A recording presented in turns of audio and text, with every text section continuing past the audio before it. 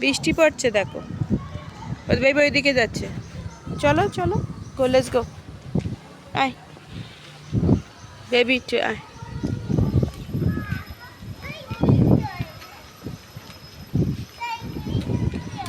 কি বলছো বেটা?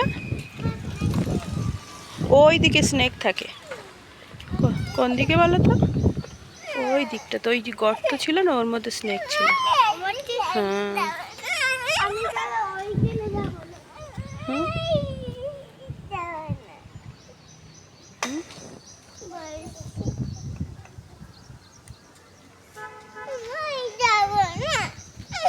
ওই দেখো মনে কিছু এক্সারসাইজ করছে, দেখো উপরে দেখো কি মেঘ হয়েছে, দেখো উপরে একদম কালো হয়েছে, ডার্ক।